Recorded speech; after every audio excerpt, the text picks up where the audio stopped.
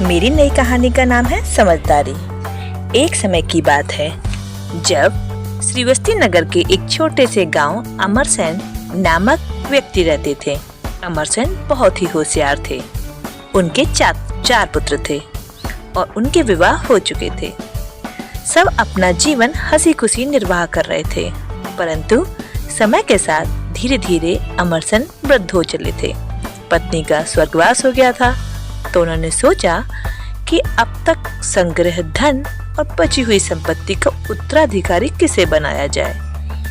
यह निर्णय लेने के लिए उन्होंने चारों बेटों को और उनकी पत्नियों को एक साथ बुलाया और एक एक करके गेहूं के 5 दाने चारों बच्चों में दे दिए और कहा, मैं तीर्थ यात्रा पर जा रहा हूँ और 4 साल बाद वापस लौटूंगा। जो भी इन दानों को सही हिफाजत से मुझे लौटाएगा तो जोरी की चाबियां उसी की हो जाएंगी। इतना कहकर अमरसेन चले गए।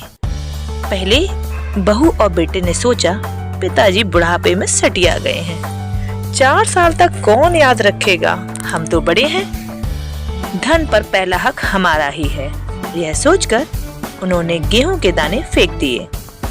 दूसरे ने सोचा कि इन्हें संभालना बहुत मुश्किल है, यदि हम इन्हें खा लेंगे तो शायद पिताजी को अच्छा लगे और वो हमें आशीर्वाद दें।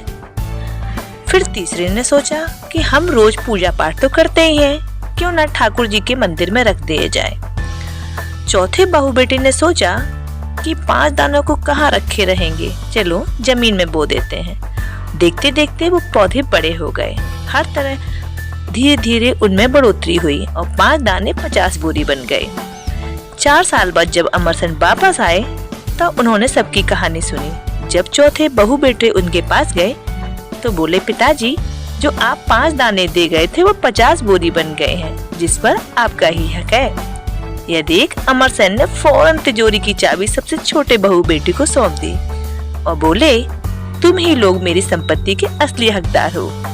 गेहूं के 5 दाने का एक प्रतीक जो समझाते हैं कि कैसे छोटी छोटी शुरुआत करके किसी कार्य को एक बड़ा रूप दिया जा सकता है, उसी प्रकार एक छोटी सी जिम्मेदारी को भी उपलब्ध संसाधनों का सही उपयोग करके सर्वोत्तम और अच्छी तरह से निभाया जा सकता है। उसका प्रभाव अद्भुत हो सकता है। इस कहानी से हमें ये सीख मिलती है, विवेक का मतलब है कि कम से कम संसाधनों का प्रयोग करके ज्यादा से ज्यादा परिणाम प्राप्त किए जाएं। आपको मेरी कहानी कैसी लगती है कमेंट बॉक्स में जरूर बताएं। Thank you.